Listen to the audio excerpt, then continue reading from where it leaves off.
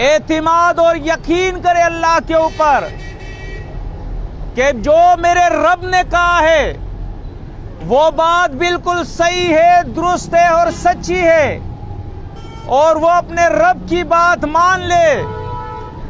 واتقوا، اور ان تمام کاموں سے باز آ جائے جس سے ان کے رب نے ان کو منع کیا ہے۔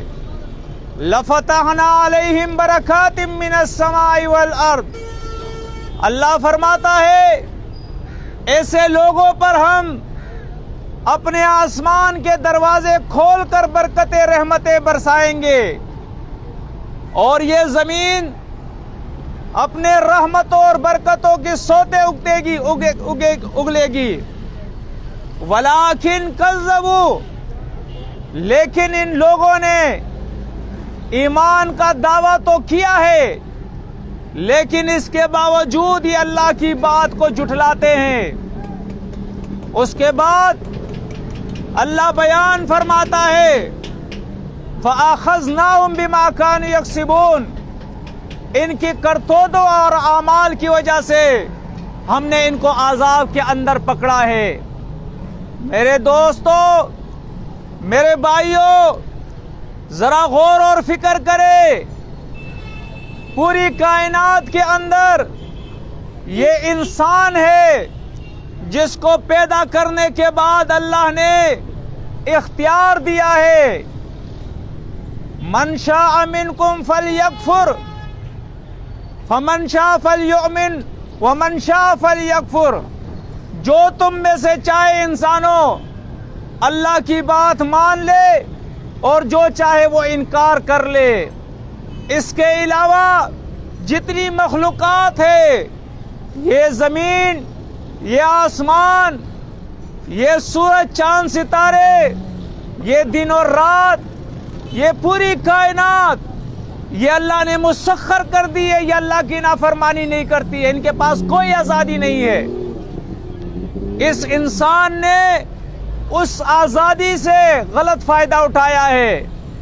اس اقرار کے باوجود کہ اللہ ہمارا رب ہے، یہ کائنات اس کی ہے، اس نے ہمیں پیدا کیا ہے، وہی ہمارے لیے یہ بادل بناتا ہے، پانی برساتا ہے، زمین سے ہمارے لیے غلہ اگاتا ہے، ساری نعمتیں اس کی ہے، لیکن اس کے باوجود یہ انسان آپ دیکھیں، ان انسانوں کے پاس اللہ نے ایک کتاب بھیجی ہے جس کا نام ہے القرآن، ایک رسول بھیجا ہے جس کا نام ہے محمد الرسول اللہ صلی اللہ علیہ وسلم۔ آپ خود غور و فکر کریں، جتنے بھی لوگ یہ بات سن رہے ہیں، کیا ہم اللہ کی کتاب کو سمجھتے ہیں یا سمجھنے کی ہم نے کوشش کی ہے؟ آج آپ 70 سال کے بوڑھے سے بھی پوچھے بابا جی قرآن ترجمے سے آتا ہے، وہ کہتا ہے نہیں بیٹا۔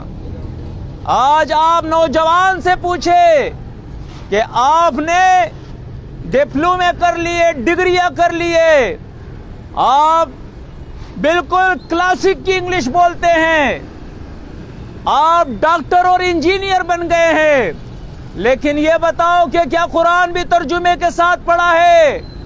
نہیں جی، میں نے قرآن ترجمے کے ساتھ نہیں پڑھا ہے۔ یہ کتنی افسوس کی بات ہے کہ اللہ نے جو کتاب بھیجی ہے، جو پیغام بھیجا ہے، ہمارے بڑوں نے ہمیں یہ سکھایا ہے کہ بس قرآن ناظرے سے پڑھ لو، بس زیادہ اس کی کوئی ضرورت نہیں ہے۔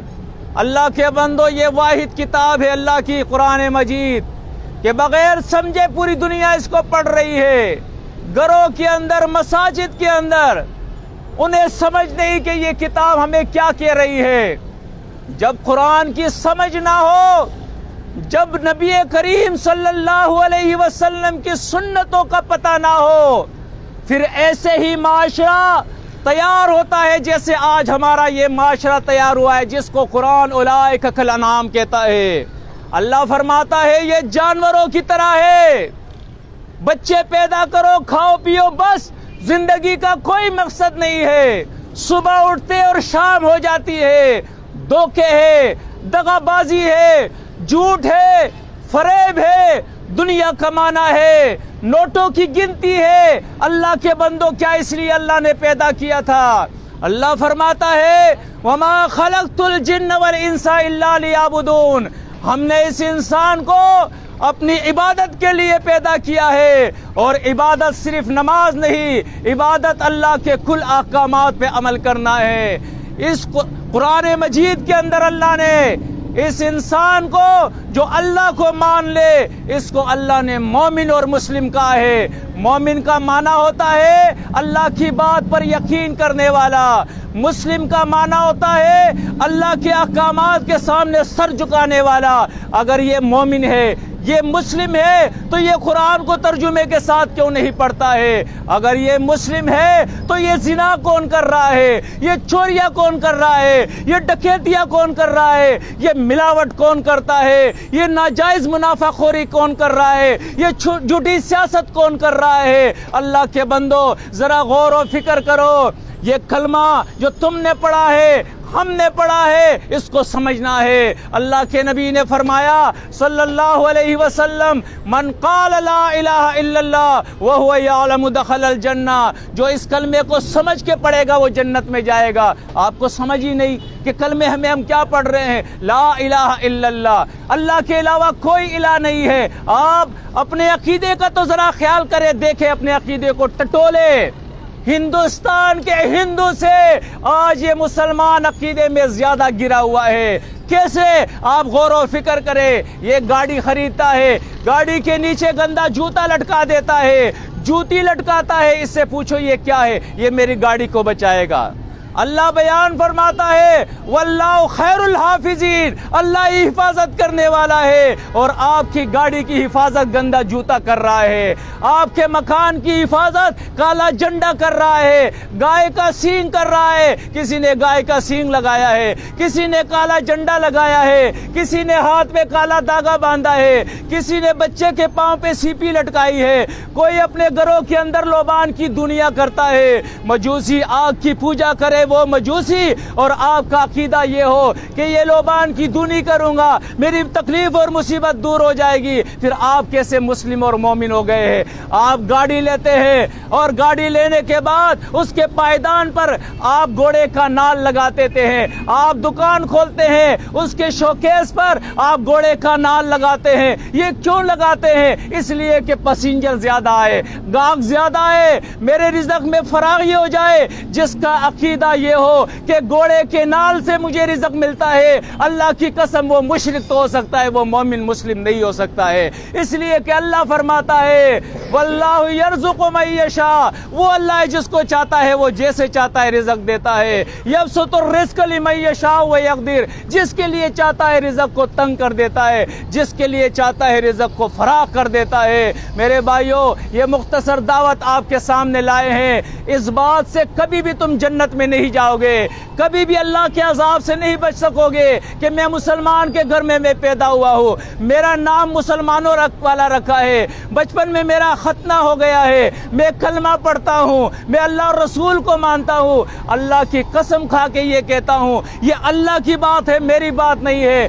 جب تک تم، اللہ فرماتا ہے یا ایھا الذین آمنو، اے ایمان کا دعویٰ کرنے والو، ادخلوا فی السلم کافہ، پورے اسلام میں داخل ہو جاؤ۔ ہم سے پہلے یہود اس زمین پر تھے، ہم سے پہلے نصرانی اس زمین پہ تھے، جو آج بھی آباد تھے۔ ان کا جرم کیا تھا؟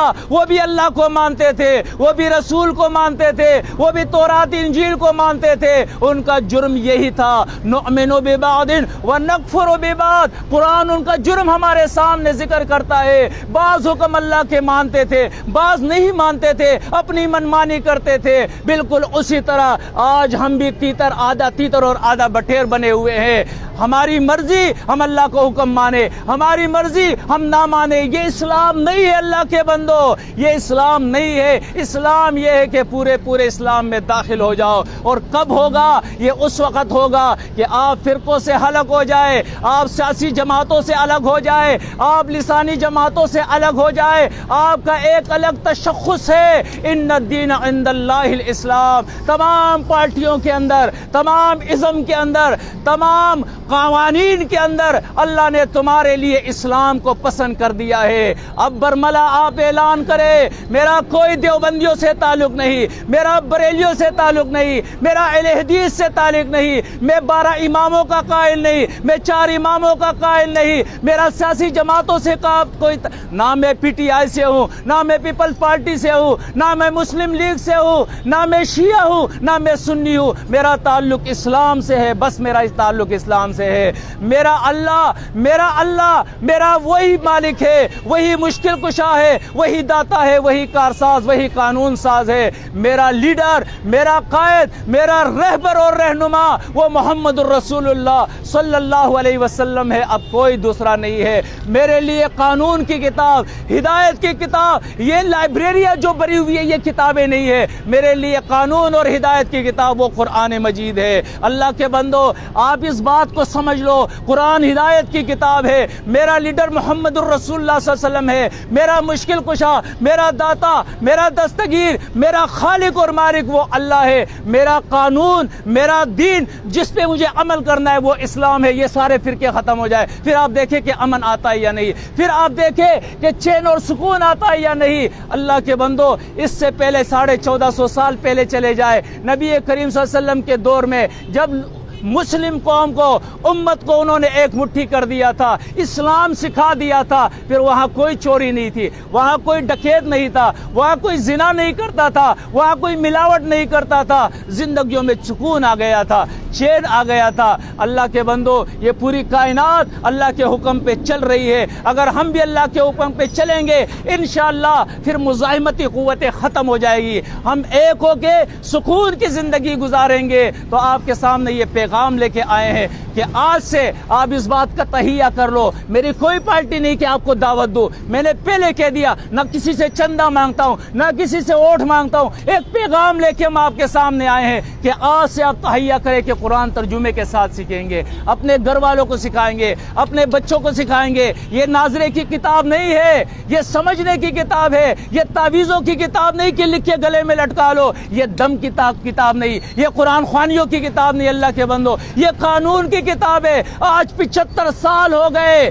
فرنگی کا قانون ہماری عدالتوں میں پڑا ہوا ہے. اس فرسودہ نظام, کفریہ نظام سے ہمارے فیصلے ہو رہے. ہم اپنے آپ کو مسلمان کہتے ہیں. اٹھو اللہ کے بندو, دین کو سمجھو, دین کو سیکھو.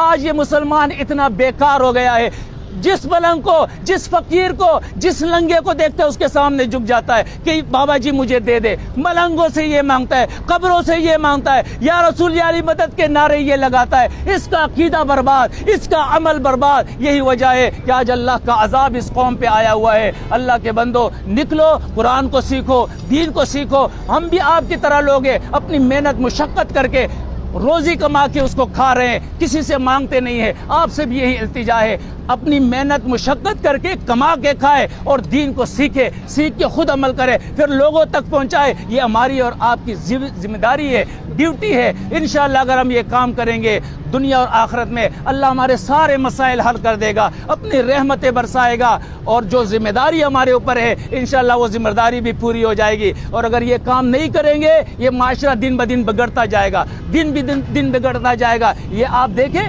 یہ معاشرہ, یہ مسلم معاشرہ ہے, کتنی فحاشی, کتنی بے حیائی, کتنے گناہ. سود جو ہے بمانگے دو لوگ کر رہے ہیں, حالانکہ سود وہ اللہ اور رسول سے جنگ ہے. رشوت بالکل سر عام ہو گیا ہے, ملاوٹ عام ہو گیا ہے. اللہ کے بندو, یہ عذابات کب ختم ہوں گے؟ جب میں اور آپ اس کے لیے کام کریں گے. تو اللہ سے دعا ہے کہ اللہ مجھے بھی اپنے دین کی خدمت کے لیے قبول کرے اور آپ لوگوں کو بھی انشاءاللہ. یہ پٹھان کالونی کے جیسے ہی شروع ہوتا ہے پٹھان کالونی, اس سائڈ پہ قبرستان ہے, شہید قبرستان, اور اس ہاتھ پہ جو ہے وہاں پہ مرکز المسلمین کے نام سے ایک جگہ بنائی ہے جس میں ابھی درس ہوگا انشاءاللہ مغرب کی صلات کے بعد. آپ تشریف لائے, وہاں قرآن سیکھیں, اللہ کی کتاب سیکھیں, اس کو سمجھے, اور اس کے بعد اس پیغام کو سمجھنے کے بعد اپنی جان سے, سب سے پہلے اپنی جان سے اس کا شروع کرے کہ آج کے بعد میں اللہ اور رسول کے حکم پہ عمل کروں گا انشاءاللہ, تقویٰ کی زندگی اختیار کروں گا. اور اس کے بعد اپنے گھر میں یہ دعوت دے کہ بس آج کے بعد ہمارے گھر میں اللہ کی نافرمانی نہیں ہوگی, رسول کی سنتوں کے خلاف ورزی نہیں ہوگی. اور اس کے بعد اپنے محلے میں, اور آہستہ آہستہ پھر ہاتھ میں ہاتھ دے ہمارے ساتھ. آپ بھی اس طرح تقریریں سیکھے, قرآن سیکھے, احادیث صحیحہ کو سیکھے, اور نکلے میدان کے اندر اللہ کے دین کا کام کرے. انشاءاللہ آپ دیکھیں گے آپ کی زندگی میں سکون آ جائے گا. اقول قولی ھذا استغفر اللہ.